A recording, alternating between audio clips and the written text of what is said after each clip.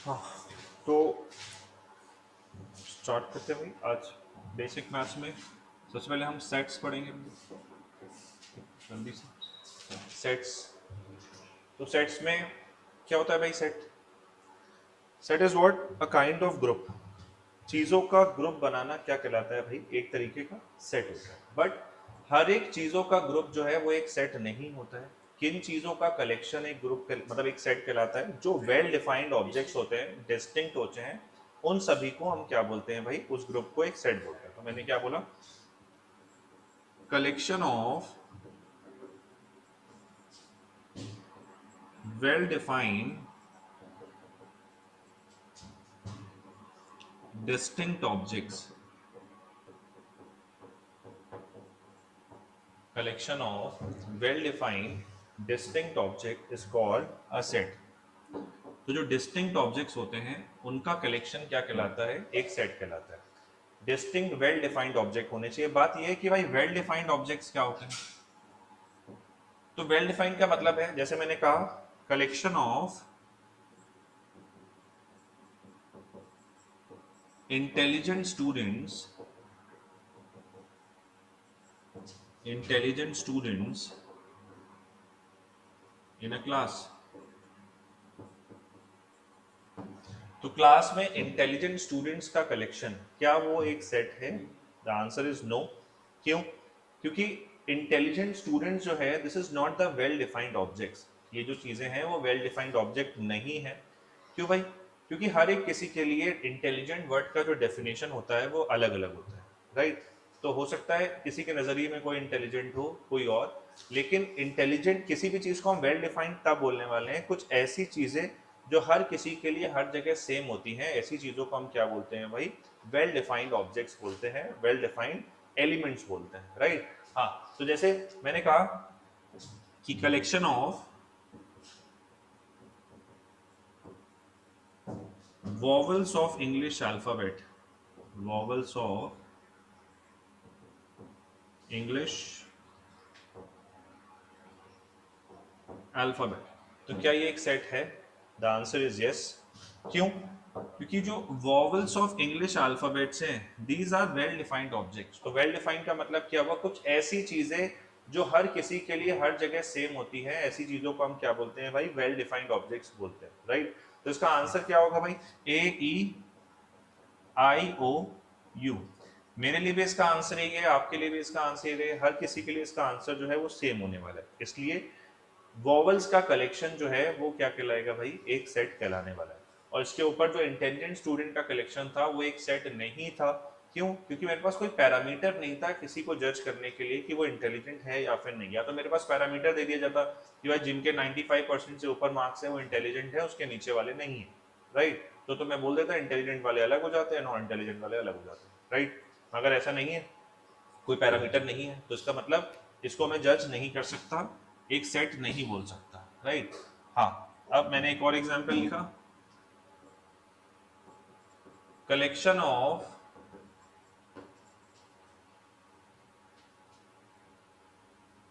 Prime numbers, prime numbers less than 10। तो 10 से छोटे प्राइम नंबर्स का कलेक्शन, क्या ये एक सेट है? The answer is yes.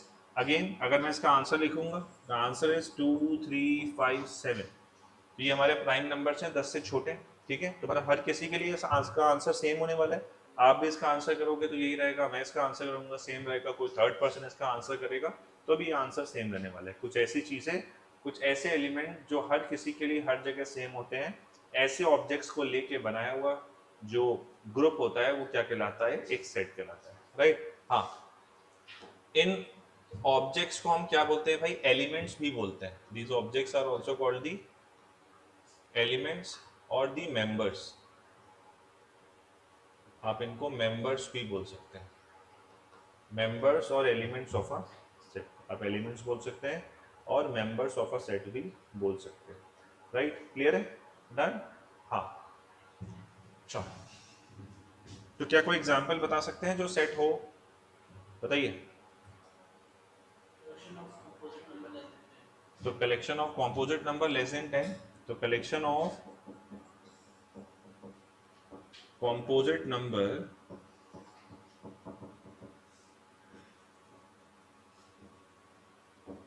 Less than 10,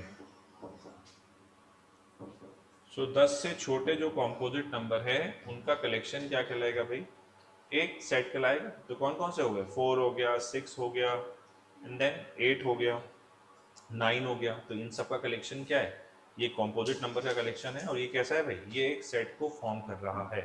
ठीक है, क्लियर है, definition of set is clear, right. आगे बढ़े, नोट कर लीजिए जल्दी से।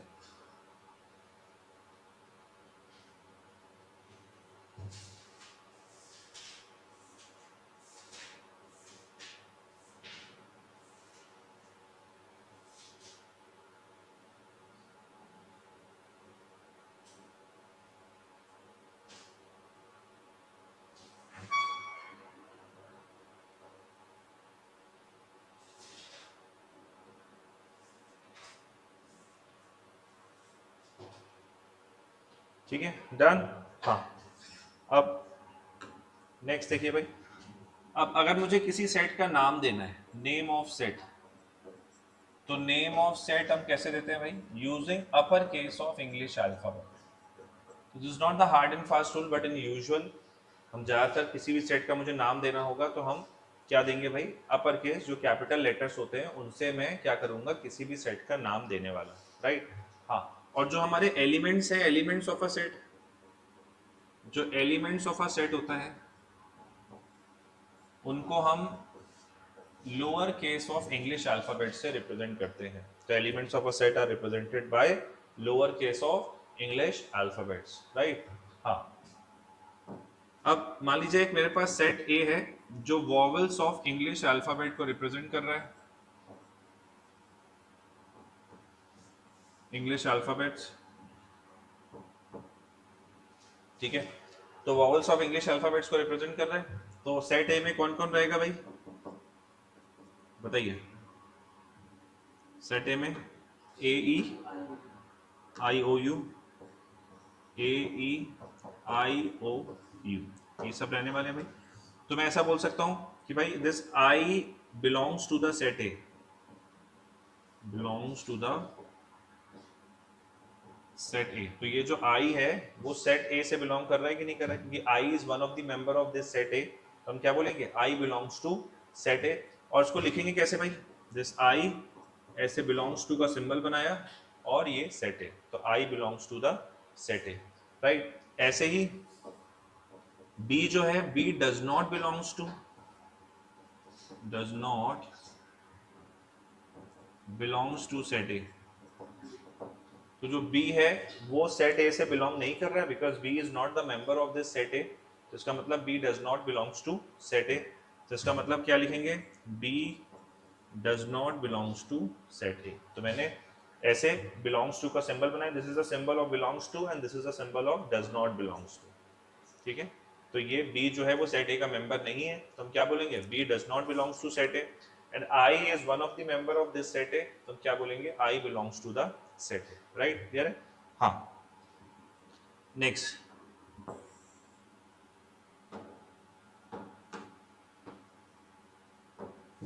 Next is representation of set.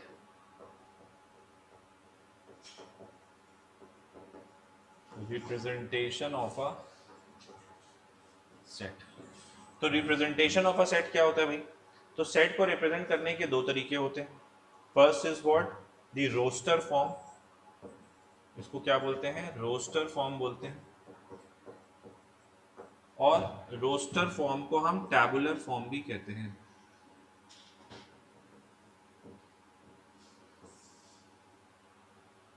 Roster form और टैबुलर फॉर्म, इसको रोस्टर फॉर्म भी कहते हैं और इसको क्या बोलते हैं भाई, टैबुलर फॉर्म भी कहते हैं, ठीक है। तो रोस्टर फॉर्म और टैबुलर फॉर्म ये क्या कहता है, तो इस रोस्टर फॉर्म या टैबुलर फॉर्म में हमें करना क्या होता है, हमें यहाँ पे एलिमेंट्स को इन कर्ली ब्रैकेट्स के अंदर रखा जाता है। जो एलिमेंट्स ऑफ अ सेट होते हैं उनको क्या करना होता है, इन कर्ली ब्रैकेट्स के अंदर रखा जाता है और एलिमेंट्स को कॉमा से सेपरेट किया जाता है, राइट। और इन कर्ली ब्रैकेट्स को हम क्या बोलते हैं, ब्रेसेस बोलते हैं, ठीक है, तो this curly brackets are called the braces. और हमें करना क्या होता है, एलिमेंट्स को कॉमा से सेपरेट करना होता है और इन कर्ली ब्रैकेट्स के अंदर रखा जाता है। तो मान लीजिए मेरे पास सेट ए दिया गया है जो वॉवल्स ऑफ इंग्लिश अल्फाबेट को रिप्रेजेंट कर रहा है, ए ई आई ओ यू। तो इसी सेट को अगर मैं रोस्टर फॉर्म में लिखूंगा तो कैसे लिखूंगा, ए ई आई ओ यू। तो मैंने इन एलिमेंट्स को क्या किया, कॉमा से सेपरेट करके इन कर्ली ब्रैकेट्स के अंदर लिख दिया। तो ये क्या कहलाने वाले हैं, ये एक रोस्टर फॉर्म में सेट ए को रिप्रेजेंट करने वाले हैं, राइट। ठीक है, अगर मैं बोलूं कि लेस देन 10 प्राइम नंबर्स का मुझे एक सेट बनाना है, a set which contain the prime number less than 10 which is called as B. तो क्या होगा भाई, दिस इज 2 3 5 7, बोलिए। तो ये हो जाएगा 2 3 5 7, 10 से छोटे, इनको मैंने इन कर्ली ब्रैकेट्स के अंदर रख दिया और कॉमा से सेपरेट कर दिया। तो 2 3 5 7 ये आ गया भाई, क्लियर है, डन। तो लिख लीजिए जल्दी से।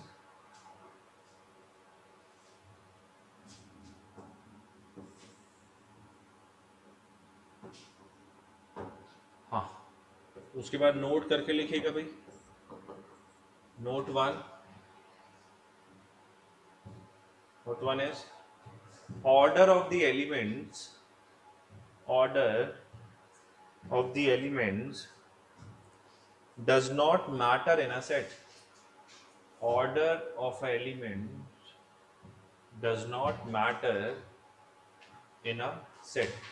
तो क्या मतलब है, किसी भी एलिमेंट्स को आगे या पीछे करके लिखा जा सकता है, पहले या बाद में लिखा जा सकता है, उससे सेट में कोई भी इंपैक्ट नहीं पड़ता है। तो जैसे सेट ए है हमारा, दिस इज व्हाट 2 3 5 7, ठीक है। तो इसी सेट को मैं ऐसे भी लिख सकता हूँ 3 5 7 2, इसी सेट को ऐसे भी लिख सकता हूँ भाई 5 2 7 3, उससे सेट पे कोई भी फर्क नहीं पड़ता है। Hence the order of the element does not matter in a set. किसी भी सेट में किसी भी एलिमेंट्स को पहले या बाद में लिखा जा सकता है, उससे सेट में कोई भी फर्क नहीं पड़ता है। अभी भी सेट का नाम ए है और इसमें 4 एलिमेंट रहने वाले हैं 2 3 5 7, बोलो, ठीक है। तो hence the order of the element does not matter in a set. किसी भी एलिमेंट्स को पहले या बाद में लिखा जा सकता है, उससे सेट पे कोई भी इंपैक्ट नहीं करता है। सेकेंड लिखिए भाई, second note. Second is repetition of the elements, repetition of the elements does not allowed in a set. Repetition of the elements does not allowed in a set. तो किसी भी सेट में किसी भी एलिमेंट को एक से ज्यादा बार नहीं लिखा जा सकता। तभी मैंने बताया था कलेक्शन ऑफ डिस्टिंक्ट एलिमेंट क्या कहलाता है, एक सेट कहलाता है। किसी भी सेट में किसी भी एलिमेंट को एक से ज्यादा बार नहीं लिखा जा सकता है। तो मतलब ऐसे लिखा हुआ है 2 2 2, दिस इज 3 3 5 7 9 9। तो अगर मुझसे बोला जाएगा कि सेट में नंबर ऑफ एलिमेंट्स कितने हैं, तो पहले तो this way of representation is wrong, ऐसे रिप्रेजेंट नहीं किया जा सकता है। अगर कहीं पे ऐसा लिखा गया है तो ये हमें क्या इन्फॉर्मेशन दे रहा है, 2 3 5 7 9, तो इसमें 5 ही एलिमेंट है। ऑल्दो मुझे दिख कितने रहे हैं, दिस इज 5 + 4 9, हमें 9 एलिमेंट्स दिख रहे हैं, बट एक्चुअल में नंबर ऑफ एलिमेंट्स है कितने, वो सिर्फ 5 ही हैं। जितने अलग अलग होंगे डिस्टिंक्ट एलिमेंट्स होंगे, उन्हीं को ही as a element of a set में काउंट किया जाएगा, ठीक है। तो हम एक सेट के अंदर एलिमेंट्स को रिपीट करके नहीं लिख सकते हैं, किसी भी एलिमेंट को आगे या पीछे करके लिख सकते हैं, उससे कोई भी फर्क नहीं पड़ता, ठीक है, क्लियर है, डन। हाँ, next representation is set builder form.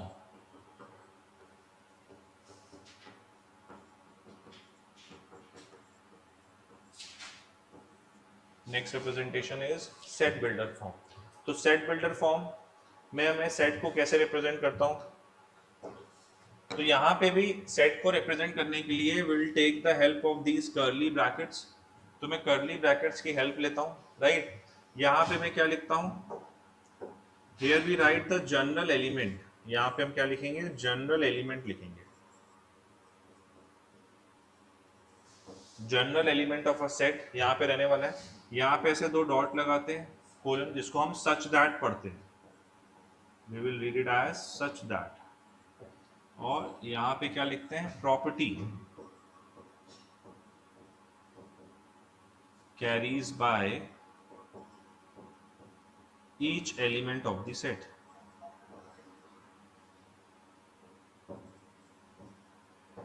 क्या मतलब है, और यहाँ पे सच दैट या कोलन में ऐसे भी लिखा जाता है, ऐसे वर्टिकल लाइन बनाई जाती है, ठीक है। आप चाहे तो उस जगह आ जाइए, उधर पीछे बैठ जाइए तो ऐसे दिखेगा सब आपको, यहाँ पे दिखेगा नहीं, उस साइड पे बैठ जाइए पीछे, या फिर इधर सेकंड बेंच पे आ जाइए। हाँ, तो ये क्या लिखा है, this is what the set builder form. तो सेट बिल्डर फॉर्म का मतलब क्या हो गया, यहाँ पे ऐसे कर्ली ब्रैकेट्स होते हैं, यहाँ पे जनरल एलिमेंट रहता है, यहाँ कोलन रहता है, इसको हम क्या पढ़ते हैं, सच दैट। और यहाँ पे क्या रहता है, यहाँ पे हम जो एलिमेंट्स हमारी प्रॉपर्टी कैरी कर रहा होता है उस प्रॉपर्टी को यहाँ पे लिखा जाता है। कोई भी सेट में हमेशा हम एलिमेंट्स कौन सा लिखते हैं, जनरल एलिमेंट्स की वैल्यू ही सेट के अंदर लिखी जाती है, राइट। हाँ, तो देखो जैसे मेरे पास एग्जाम्पल दिया गया, वी हैव एग्जाम्पल। तो मेरे पास एक सेट ए है, x such that x square minus 5x plus 6 equal to 0 and x belongs to natural number।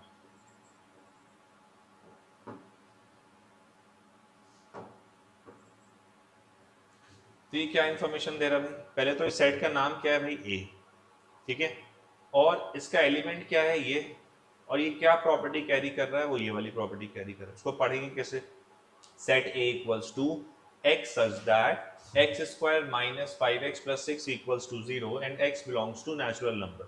तो इस सेट a का जो एलिमेंट है वो है x, और x क्या प्रॉपर्टी कैरी कर रहा है कि वो सभी x लिए जाएंगे जो इस इक्वेशन को सेटिस्फाई करेंगे, और x जो है वो एक नेचुरल नंबर होना चाहिए। तो ये जो सेट लिखा हुआ है ये कौन से फॉर्म में लिखा हुआ है, this set is represented in the form of set builder form. और मुझे अगर इसको रोस्टर फॉर्म में लिखना है, तो रोस्टर फॉर्म के लिए सबसे पहले मुझे क्या करना है, x की वैल्यू बतानी है, वो क्या होंगी, इसकी इक्वेशन को सॉल्व कीजिए भाई। तो x square minus 5x plus 6 equals to 0, इसको फैक्टराइज कर सकते हैं भाई। जब फैक्टराइज करोगे will get the factor as x minus 2 into x minus 3। तो x की वैल्यू क्या आ गई, 2 and 3 आ गई भाई। तो मतलब ये दोनों ही कैसे है, नेचुरल नंबर है, तो ये दोनों ही एक्सेप्टेड हो गए।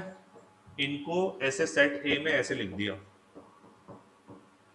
2,3, बोलिए क्लियर है।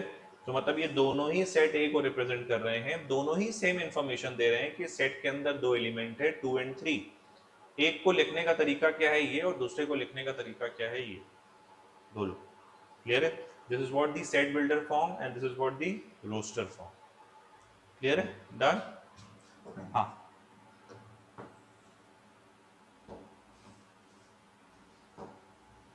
हाँ मेरे पास एक और सेट दिया गया है, set B. This is x such that x is an odd prime number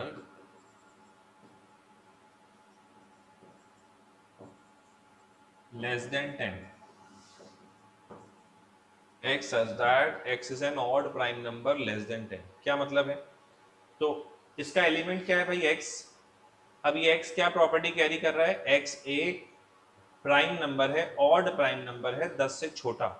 तो 10 से छोटे कौन कौन से ऑड प्राइम नंबर्स होते हैं, 3, 5 एंड 7। 2 जो है वो प्राइम नंबर तो है बट वो इवन प्राइम नंबर है। तो ऑड प्राइम नंबर्स कौन से हो गए भाई, 3, 5 एंड 7।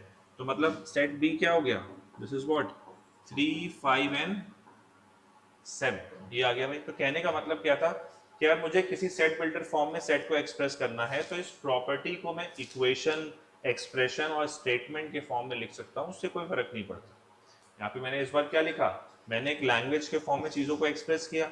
इससे पहले जो लिखा था वहाँ पे इक्वेशन लिखी थी, आप एक्सप्रेशन लिख सकते हैं, combination of statement and expression लिख सकते हैं, इक्वेशन, इनइक्वालिटी, किसी भी फॉर्म में अपनी इंफॉर्मेशन को, प्रॉपर्टी को कन्वे कर सकते हैं, राइट। तो उसका कोई सेट स्टैंडर्ड वे नहीं है। तो यहाँ पे बट रहेगा क्या, जो यहाँ पे लिखा जाता है x, उसकी ही वैल्यू इसके अंदर रहने वाली है अगर मैं रोस्टर फॉर्म में चीज़ों को चेंज करता हूँ, राइट, क्लियर है। तो ये आ गया भाई सेट बी, ठीक। हाँ चलो एक क्वेश्चन और लिखिए भाई।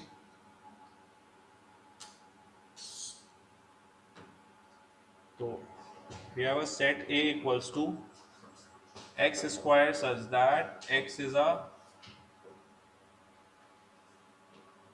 multiple of 3 and x less than 15, set A जो है ये क्या लिखा गया है, x square such that x is a multiple of 3 and x is less than of 15। तो मतलब है एक्स स्क्वायर जो है ये इसका एलिमेंट है और ये x क्या प्रॉपर्टी कैरी कर रहा है, x जो है वो 3 का मल्टीपल है और 15 से छोटा है। तो x कौन कौन से होने वाले भाई, 3, 6, 9 एंड 12। तो x हमारा इसके अंदर क्या रहेगा, एक्स स्क्वायर रहेगा और x क्या प्रॉपर्टी कैरी कर रहा है, x जो है वो 3 का मल्टीपल है और 15 से छोटा है। तो x का वैल्यू क्या आ जाएगा भाई, 3, 6, 9 एंड 12। बट इट्स सेट के अंदर x नहीं रहेगा, कौन रहेगा, एक्स स्क्वायर, क्योंकि इसका जनरल एलिमेंट क्या है भाई, एक्स स्क्वायर लिखा गया। तो इसका मतलब क्या आ गया, जब मैं सेट ए के लिखूंगा तो एक्स स्क्वायर की वैल्यूज लिखी जाएंगी, that is 3 square, 6 square, 9 square and 12 square. इनको सॉल्व कर सकते हैं। तो ये दोनों ही सेट ए को एक्सप्रेस कर रहे हैं। दूसरा वाला जो है वो रोस्टर फॉर्म है और पहला वाला क्या है भाई, सेट बिल्डर फॉर्म। बोलिए, क्लियर है, डन, समझ में आया। हाँ,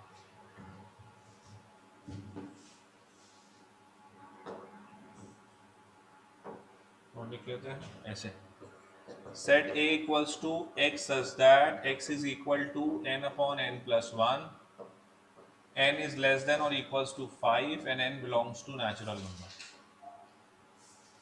तो चेंज कीजिए भाई इसको रोस्टर फॉर्म में।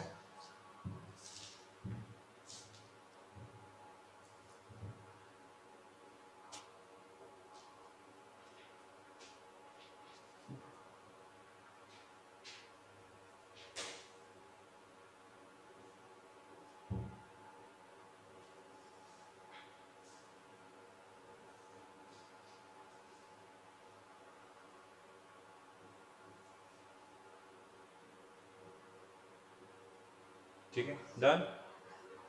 तो चेंज कर पा रहे हैं इसको। तो इस सेट ए का एलिमेंट क्या है भाई, x। ठीक है, ये x जो है वो किस पे डिपेंड कर रहा है भाई, n पे डिपेंड कर रहा है। ठीक है, और n जो है वो कैसा है भाई, 5 या 5 से छोटा है और n जो है वो एक नेचुरल नंबर है, राइट। तो मतलब n का वैल्यू क्या क्या होने वाला है, 1, 2, 3, 4, 5, बोलो ये रहने वाला है। और इस सेट ए के अंदर रहेगा कौन कौन, x रहेगा। अगर n का वैल्यू 1 है तो x क्या हो जाएगा, 1/2। n का वैल्यू 2 है तो 2/3, 3/4, 4/5 एंड 5/6। तो ये क्या आ गया, ये सेट ए आ गया, बोलिए। ठीक है, तो ये दोनों ही सेम इंफॉर्मेशन को कन्वे कर रहे हैं। ये सेट ए जो है वो रोस्टर फॉर्म में लिखा हुआ है और ये वाला सेट ए जो है वो सेट बिल्डर फॉर्म में लिखा है। क्लियर है, डन। हाँ, अब मान लीजिए ऐसे लिखा हो, set A equals to 2, 4, 6 up to 20। ये रोस्टर फॉर्म से मुझे सेट बिल्डर फॉर्म में जाना है। तो रोस्टर से सेट बिल्डर के फॉर्म में हम कैसे एक्सप्रेस करेंगे भाई, तो पहले तो मुझे उन सभी एलिमेंट्स में कुछ कॉमन प्रॉपर्टी को एस्टेब्लिश करना पड़ेगा कि वो कैसे आपस में इंटर रिलेट कर रहे हैं, राइट। तो मतलब 2, 4, 6 and so on up to 20 ये क्या है भाई, मल्टीपल ऑफ 2 है। और सिर्फ मल्टीपल ऑफ 2 कहने से तो काम चलेगा नहीं, कहाँ तक है, 20 तक लिखें या फिर पहले 10 इवन नंबर्स लिखें, फर्स्ट 10 इवन नंबर्स लिखें, ये 2 के मल्टीपल्स लिखें, कहाँ तक, अप टू 20, राइट। तो इसको मैं कैसे लिखूंगा भाई, तो सेट बिल्डर फॉर्म में तो एक जनरल एलिमेंट आता है। तो जनरल एलिमेंट मैंने डिफाइन किया, इसका जनरल एलिमेंट क्या है भाई, x। ठीक है, अब मैंने कहा x जो है वो n पे डिपेंड कर रहा है। जैसे आपने कहा कि ये नंबर्स जो है वो कैसे है भाई, 2 के मल्टीपल है। तो क्या मैं ऐसे लिख सकता हूँ, x equals to 2n, 2n n का मल्टीपल है। सिर्फ इतना कहने से भी काम नहीं चलेगा, और भी चीजें बतानी पड़ेगी। और मैंने क्या बोला, n जो है वो एक नेचुरल नंबर है। अभी भी चीजें पूरी तरीके से नहीं पता चली है। n नेचुरल नंबर है तो 1 से लेके आगे तक जा सकता है। n कहाँ तक जाएगा, 10 तक जाएगा, तभी तो 20 मिलेगा। जैसे ही आपने नेचुरल नंबर यहाँ पे 10 रखा तो 10 इंटू 2 वुड बी 20। अगर आपने 20 लिख दिया फिर क्या हो जाएगा, फिर तो 40 हो जाएगा। तो इसका मतलब n जो है वो जाएगा कहाँ तक, 10 या 10 से छोटा होना चाहिए। अगर आपने ऐसे लिख दिया मतलब ये इंफॉर्मेशन दे रहा है मैं कि इसका एलिमेंट क्या है भाई, x। ये x जो है वो n पे डिपेंड कर रहा है। कैसे? x जो है वो 2 टाइम्स ऑफ n है। n कैसा है? n एक नेचुरल नंबर है और n कहाँ से कहाँ तक जा रहा है, 1 से लेके 10 तक जा रहा है। तो इसका मतलब अगर मैं इसको रोस्टर फॉर्म में बदलूंगा तो यही मिल जाएगा कि नहीं मिल जाएगा? बोलो भाई, क्लियर है? समझ में आ रहा है? नोट कर लीजिए।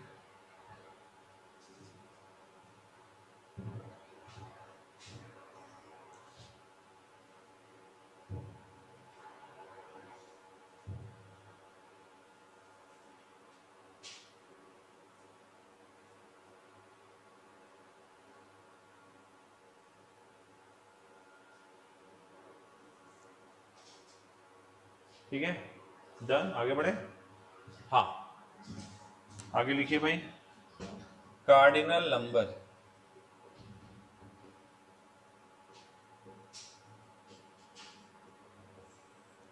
What is cardinal number?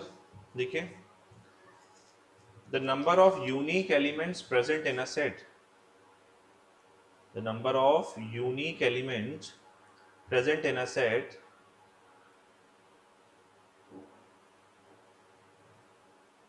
represent its cardinal number. The number of unique elements present in a set represent its cardinal number. तो भाई किसी भी सेट में जितने नंबर ऑफ यूनिक एलिमेंट्स होते हैं, डिफरेंट एलिमेंट्स होते हैं, that number of element represents its cardinality और number of elements in a set या cardinal number of a set.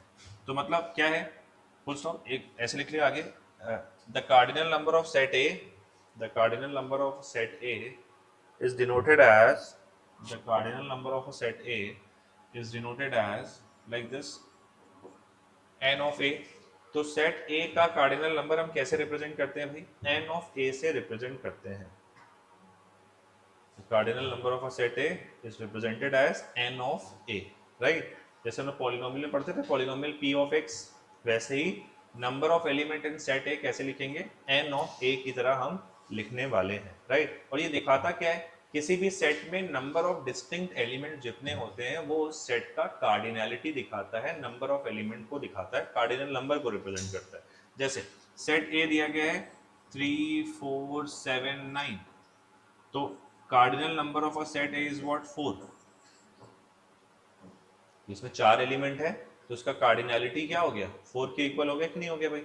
It's cardinal number is 4। मान लीजिए सेट बी दिया गया है ऐसे 2 2 2 3 3 5 7 9 4 4, तो इसका कार्डिनल नंबर पहले तो, this is the wrong way of representation this set. अगर यहाँ पे लिखा भी हुआ है तो ये सेट हमें क्या इंफॉर्मेशन दे रहा है, इसमें कितने एलिमेंट है, this is 1, this is 2, 3 4 5 and 6, right. तो इसमें दिख तो में भाई 10 एलिमेंट रहे हैं, बट एक्चुअल में डिस्टिंक्ट एलिमेंट्स कितने हैं, अलग अलग एलिमेंट कितने हैं, वो 6 दिए गए। तो इसका मतलब क्या हो गया, set B is equal to, इसका कार्डिनल नंबर क्या हो जाएगा, 6 के बराबर हो जाएगा। काउंट कर लिया, इसमें डिफरेंट एलिमेंट कितने हैं, 6 दिए गए, हेंस द कार्डिनैलिटी और the cardinal number of this set is what, 6। Clear है, डन, समझ में आ रहा है? हाँ, आगे बढ़ते हैं भाई। Next is types of sets.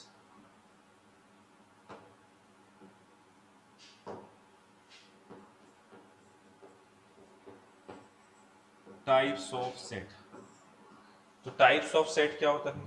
पहला type, first is finite set, first is finite set. तो भाई फाइनाइट सेट क्या होता है, नाम से क्लियर है, फाइनाइट सेट मतलब जहां पे मैं नंबर ऑफ एलिमेंट्स को काउंट करके लिख सकता हूं।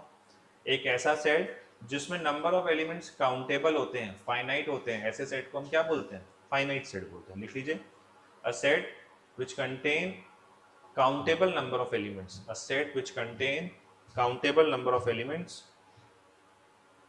is called finite set. A set which contain countable number of elements is called a finite set.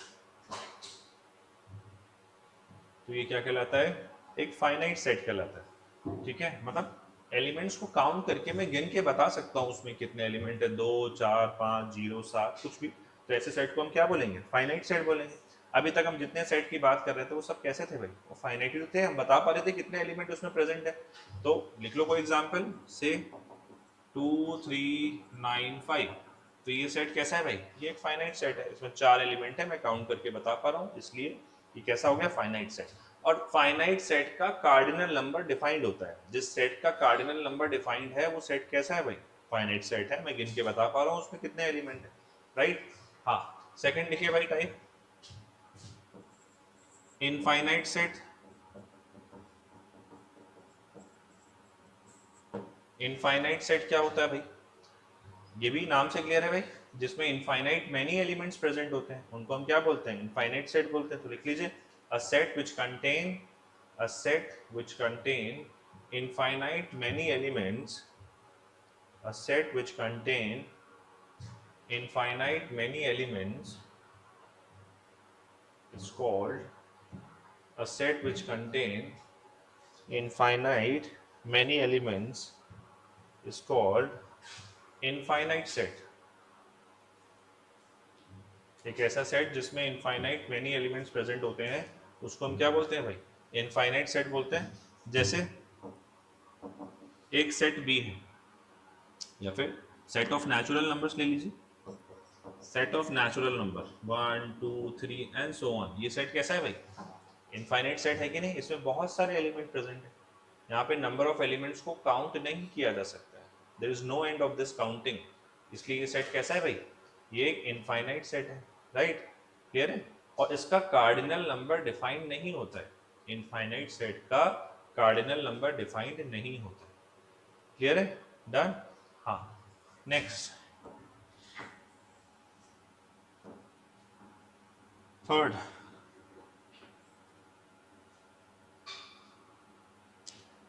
Empty set.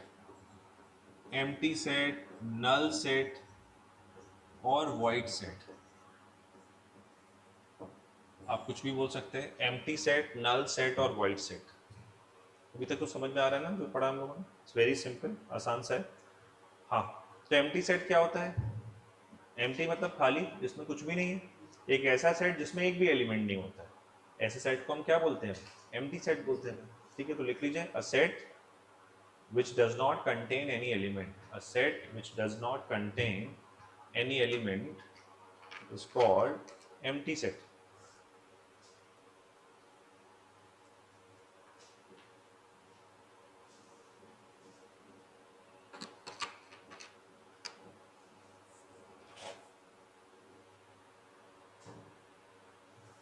A set which does not contain any element is called the empty set, right?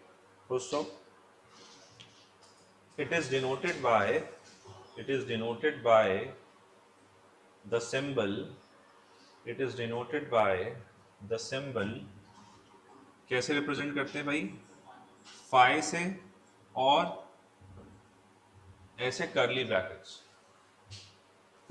ऐसे phi बना दिया, this is a symbol of, this is what phi, इसको क्या बोलते हैं, phi बोलते हैं, ऐसे phi, P H I, phi. तो दिस इज फाई, और ऐसे करली ब्रैकेट्स बनाए, ब्रेसेस बनाए, और अंदर कुछ भी नहीं लिखा, खाली छोड़ दिया, इसका मतलब ऐसे सेट को हम क्या बोलेंगे, एम्प्टी सेट बोलेंगे। दोनों ही नहीं लिख सकते हैं, अगर आपने ऐसे लिखा और इसके अंदर ऐसे लिख दिया, then this is not a empty set, ये नल सेट नहीं है, this is not the null set, समझ रहे हैं, this is not the null set, ये एक एलिमेंट की तरह काउंट हो जाएगा। तो एक ही चीज बनाएंगे, या तो फाई, या तो इन करली ब्रैकेट्स को बना के अंदर खाली छोड़ देंगे, कुछ भी नहीं लिखेंगे। बोलो भाई, क्लियर है, done.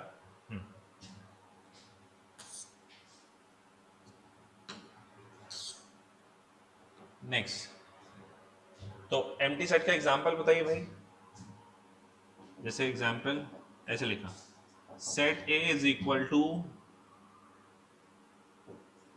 x such that x is a multiple of 13, multiple of 13 and x is less than of 10। बताइए, तो क्या कोई एक ऐसा नंबर है जो 13 का मल्टीपल भी हो और 10 से छोटा भी हो? ऐसा कोई नंबर है ही नहीं। तो इसका मतलब इस सेट ए में कोई भी एलिमेंट नहीं आने वाला है। तो इसका मतलब सेट ए क्या हो गया भाई? Empty set. और उसको कैसे लिखेंगे? लाइक दिस, कर्ली ब्रैकेट बना के छोड़ दिया है या फिर फाई का सिंबल बना दिया। वो क्या दिखाएगा भाई? एम्प्टी सेट को रिप्रेजेंट करेगा। क्लियर है? हाँ। Next is singleton set.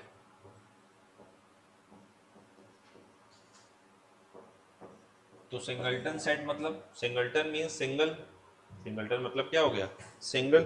तो सिंगल्टन सेट का मतलब क्या हो गया? एक ऐसा सेट जिसमें सिर्फ एक एलिमेंट होता है, उसको हम क्या बोलते हैं? सिंगल्टन सेट बोलते हैं। एक ऐसा सेट जिसमें सिर्फ एक ही एलिमेंट होता है, उसको हम क्या बोलेंगे? सिंगल्टन सेट बोलेंगे। तो बोले, लिख लीजिए भाई, अ set which contain exactly one element, a set which contain exactly one element is called singleton set.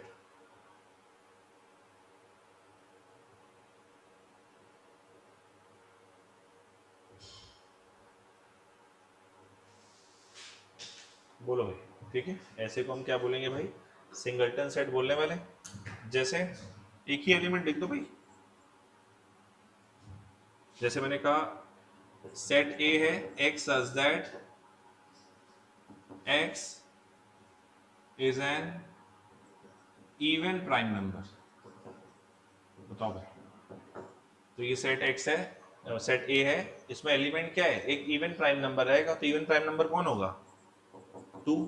तो इसमें सिर्फ एक ही प्राइम नंबर रहने वाला है 2। तो ये सेट कैसा हो गया? ये एक सिंगल्टन सेट हो गया। तो दोनों ही सेट ए को रिप्रेजेंट कर रहे हैं, दोनों को लिखने का तरीका जो है वो अलग अलग है। बोलो भाई, क्लियर है? डन? हाँ। हाँ, सिंगल्टन के बाद आता है इक्विवेलेंट सेट। हाँ, पॉइंट्स में मतलब? हाँ हाँ, हो सकते हैं, क्यों नहीं हो सकते? सेट में डेसिमल में भी नंबर्स हो सकते हैं। अगर एक सेट ऐसे लिखा लाइक 1.5, 7.2, 9.7, ऐसा भी पॉसिबल है। क्लियर है? डन। ऐसे भी लिख सकते हैं। जो भी हमने एग्जांपल लिया था 1/2, 2/3, ये सब कैसे थे? डेसिमल ही तो थे। अगर आप डिवाइड करोगे तो डेसिमल नंबर आएगा कि नहीं आएगा भाई? हाँ। अब नेक्स्ट इज इक्विवेलेंट सेट।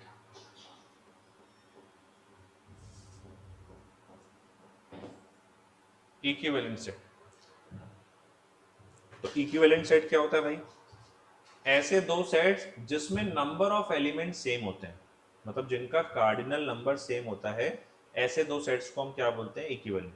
अगर एक में 4 एलिमेंट है, दूसरे में भी 4 एलिमेंट है, तो वो सेट कैसे कहलाएंगे? इक्विवेलेंट सेट कहलाएंगे।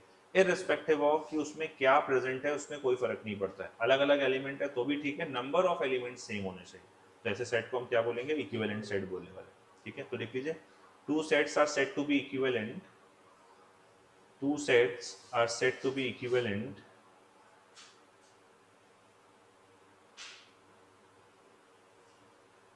if they have same number of elements। Same number of elements का मतलब है उनका कार्डिनल नंबर सेम होना चाहिए। ठीक है, two sets are said to be equivalent if they have same number of elements. अगर उनमें सेम नंबर ऑफ एलिमेंट्स हैं तो उन दोनों सेट्स को हम क्या बोलेंगे भाई? इक्विवेलेंट सेट बोलने वाले हैं। ठीक है, क्लियर है? हाँ। तो जैसे सेट ए लिखा है 2, 3, 4, 5, और सेट बी लिखा है PQRS। ये दोनों सेट कैसे हैं भाई? इक्विवेलेंट है। इसमें भी 4 एलिमेंट है, इसमें भी 4 है, तो n of A equals to n of B equals to 4। इनकी जो कार्डिनलिटी है वो कितनी है भाई? 4। इसमें 4 नंबर ऑफ एलिमेंट है, पहले में भी और दूसरे में भी। तो इसका मतलब ये सेट कैसे हो गए भाई? ये इक्विवेलेंट सेट हो चुके हैं। क्लियर है? डन? हाँ। नेक्स्ट,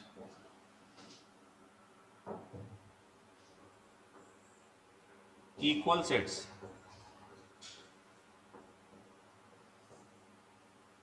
इक्वल सेट्स तो इक्वल सेट्स क्या होते हैं, मतलब ऐसे दो सेट्स जिनके लाइक नंबर ऑफ एलिमेंट्स तो सेम है ही और साथ में वो एलिमेंट्स भी इक्वल होने चाहिए, बिल्कुल रेप्लिका ऑफ ईच अदर। जो पहले सेट के एलिमेंट है वही हमारे दूसरे सेट के एलिमेंट होने चाहिए। ठीक है, मतलब ए के सभी एलिमेंट बी में होने चाहिए और बी के सभी एलिमेंट ए में होने चाहिए। अगर ऐसा है तो इन दोनों को मैं क्या बोलूंगा, इक्वल सेट्स बोलने वाला। तो लिख लीजिए भाई, two sets say A and B, two sets say A and B are said to be equal, two sets say A and B are said to be equal, are said to be equal if all the elements of set A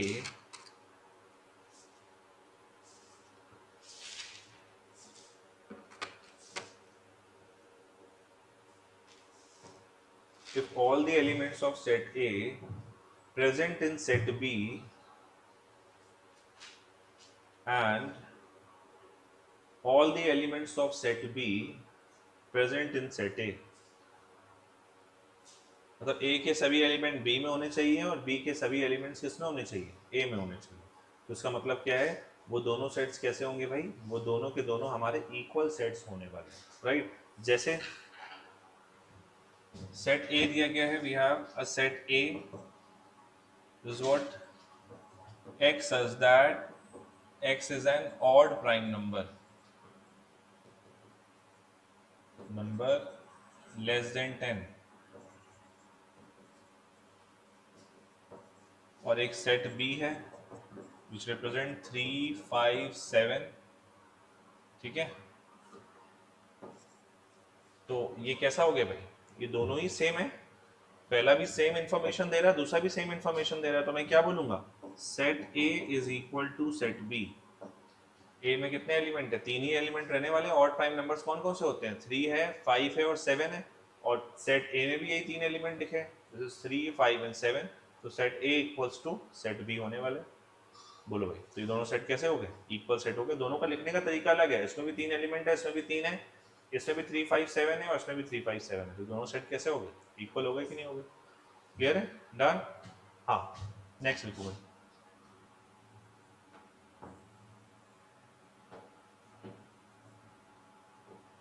next है subset.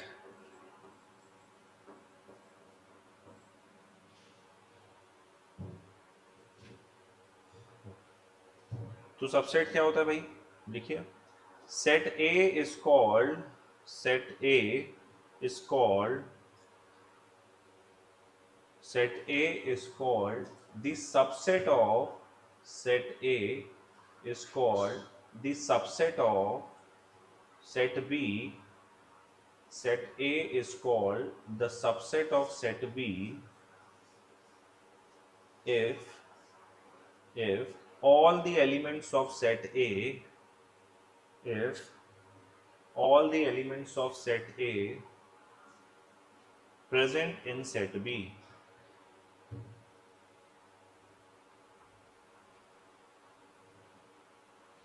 अगर A के सभी element set B के अंदर present हैं तो A जो है वो B का सबसेट कहलाएगा।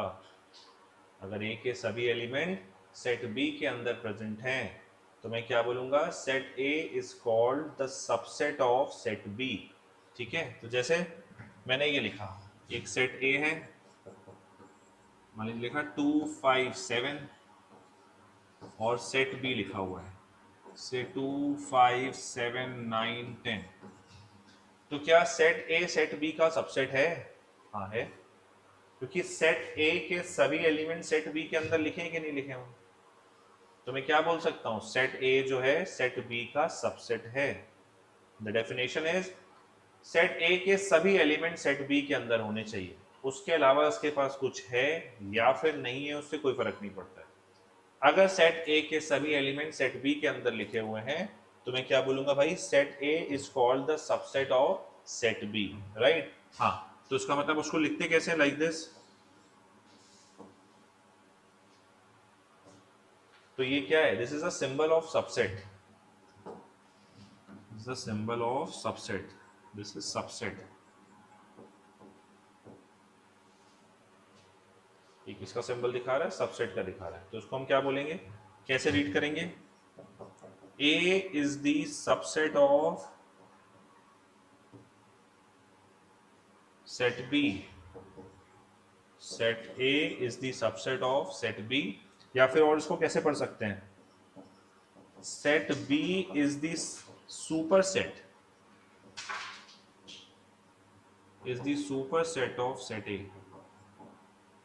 सेट ए जो है वो बी का सबसेट है और बी जो है वो ए का सुपर सेट है, दोनों ही तरीके से बोला जा सकता है।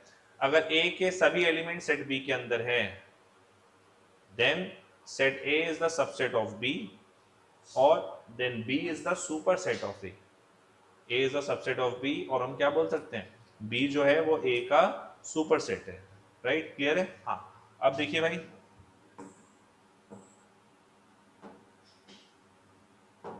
मान लीजिए मेरे पास एक सेट ए दिया गया है 1 2 3, ये 3 एलिमेंट्स है मेरे पास। इस सेट के मुझे सभी सबसेट लिखने हैं, तो पहली चीज, किसी भी सेट का सबसेट लिखा जाएगा तो जो नल सेट होगा फाई, वो हर एक सेट का सबसेट होता है। सबसे पहला काम, अगर मुझे किसी भी सेट का सबसेट लिखना है तो जो नल सेट होता है, फाई सेट होता है, वो हर एक सेट का सबसेट होता है। राइट। हाँ, सेकेंड, क्या 1 इसका एक सबसेट है, बोलो भाई, क्या ये सेट इसका सबसेट है? हाँ है। सबसेट की डेफिनेशन क्या होती है, सेट ए के सभी एलिमेंट अगर बी के अंदर है तो ए को बी का सबसेट बोला जाएगा। क्या ये सेट इसका सबसेट है? द आंसर इज यस, क्योंकि ये एलिमेंट इसके अंदर है। ठीक है, तो मतलब ये सेट इसका सबसेट है।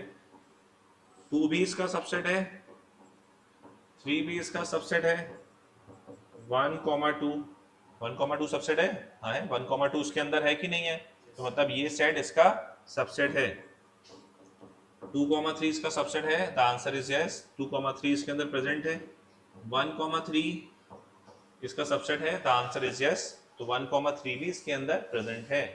और 1,2,3 ये भी क्या है, ये भी इसका सबसेट है। ठीक है, तो सेट ए के अगर ये पूरा का पूरा इसके अंदर प्रेजेंट है कि नहीं है, इसके अलावा कुछ हो या फिर ना हो उससे कोई फर्क नहीं पड़ता है, वो एलिमेंट सब के सब किसी और में प्रेजेंट होने चाहिए। तो इसका मतलब क्या हो जाएगा कि वो उस सेट का सबसेट कहलाएगा। तो इसका मतलब इन सभी के सेट ए के कितने 8 सबसेट लिखे जा सकते हैं। सेट ए के कितने सबसेट हो गए? 8 हो गए।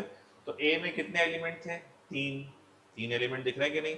तो इसके सबसेट्स कितने लिखे गए? 8, मतलब 2 raise to the power 3, 2 raise to the power 3। तो मतलब नंबर ऑफ सबसेट्स कितने आ गए भाई? नंबर ऑफ सबसेट्स के कितने हो गए भाई? 2 raise to the power 3, which is what? 8। तो 8 नंबर ऑफ सबसेट हो गए। तो इन जनरल बोल सकते हैं, अगर सेट ए में m number of elements present है तो सेट ए के कितने सबसेट्स लिखे जा सकते हैं? Number of subsets is 2 raise to the power m।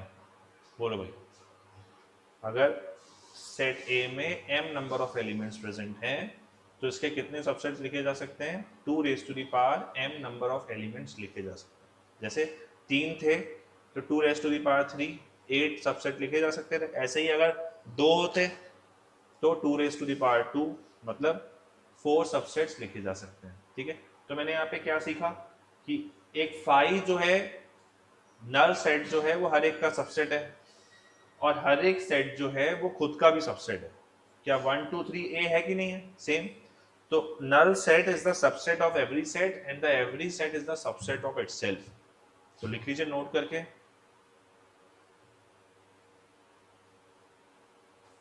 तो ये 2 raise to the power m आ गया ना। हाँ, तो नोट करके लिखिए, null set is the subset of every set, null set is the subset of every set, null set is the subset of every set and every set is a subset of itself. Null set is the subset of every set and every set is the subset of itself. हर एक set, phi जो है, null set जो है वो हर किसी का subset होता है, और हर एक सबसेट, हर एक सेट जो होता है वो खुद का तो सबसेट होता ही होता है। null set is the subset of every set and every set is the subset of itself, right. और अगर ए में m नंबर ऑफ एलिमेंट्स हैं तो उसके कितने सबसेट्स लिखे जा सकते हैं, 2 raise to the power n। 5 अगर एलिमेंट है तो 2 raise to the power 5, 32 subsets लिखे जा सकते हैं। क्लियर है? डन। हाँ, नेक्स्ट इज प्रॉपर सबसेट।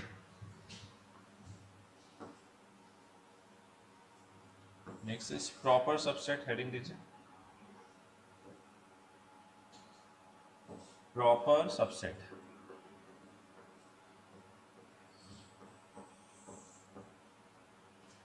तो प्रॉपर सबसेट क्या होता है भाई? प्रॉपर सबसेट इज व्हाट, कि सेट ए को सेट बी का प्रॉपर सबसेट बोला जाएगा कब?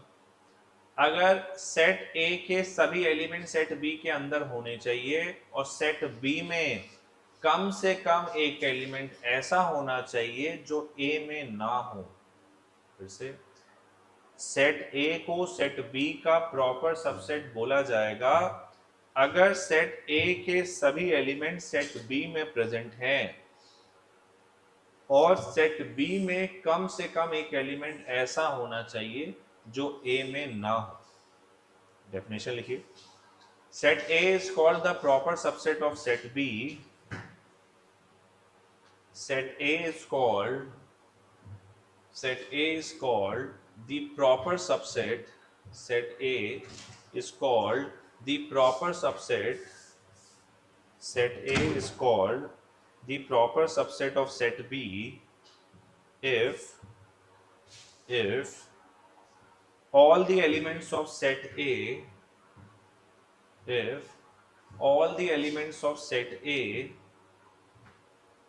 present in set B, if all the elements of set A present in set B and set B contain at least a element and set B contain at least a element which is not present in set A and set B contain at least a element which is not present in set A। तो भाई ए को B का सब proper subset बोला जाएगा अगर ए के सभी एलिमेंट सेट बी के अंदर लिखे गए हैं और बी में कम से कम एक एलिमेंट ऐसा होना चाहिए जो ए में ना हो। तो जैसे एक सेट ए है 2 3 5 और बी है मेरे पास 2 3 5 7। तो क्या ए बी का सबसेट है?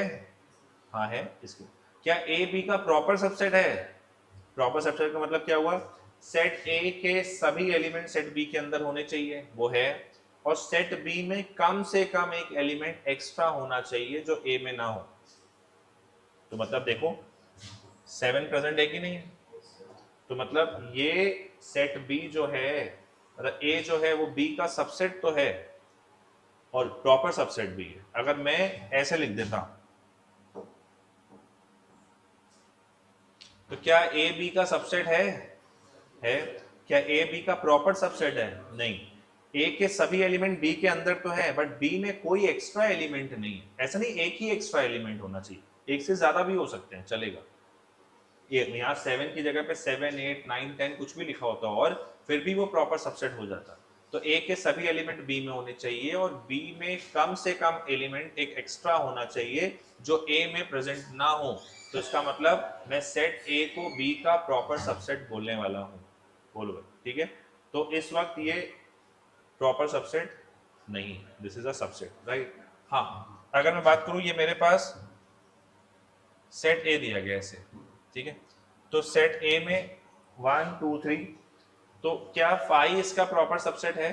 हाँ है। 5 सबका प्रॉपर सबसेट है, सबसेट है प्रॉपर सबका होता है। क्या 1 इसका प्रॉपर सबसेट है? हाँ है। क्या 1 है? हाँ है। 1 के अलावा कुछ और है इसमें? हाँ है। ये इसका प्रॉपर सबसेट है, ये भी है, ये भी है, ये भी है, ये भी है। क्या ये है? ये नहीं है। 1 2 3 सबसेट तो है, ये इसमें प्रेजेंट तो है बट ये इसका प्रॉपर सबसेट नहीं है। तो इसका मतलब क्या हो गया कि एक सेट जो है, जो खुद वाला था सबसेट, वो खत्म हो गया। तो इसका मतलब अगर मुझसे बोला जाए कि इसमें नंबर ऑफ प्रॉपर सबसेट्स कितने होंगे, नंबर ऑफ प्रॉपर सबसेट, तो बताइए नंबर ऑफ प्रॉपर सबसेट्स कितने हो जाएंगे? Number of proper subset that would be the same as 2 raised to the power 3 minus of 1, मतलब 8 minus 1 is 7। तो ये जो 1 माइनस किया गया वो कौन सा है? जो खुद वाला है, वो सबसेट तो है, वो प्रॉपर सबसेट नहीं है, राइट। तो अब ऐसे ही अगर A में नंबर ऑफ एलिमेंट जो हैं वो n के इक्वल दिए गए हैं, और अगर A में नंबर ऑफ एलिमेंट जो है वो m के इक्वल दिए गए हैं, तो नंबर ऑफ प्रॉपर सबसेट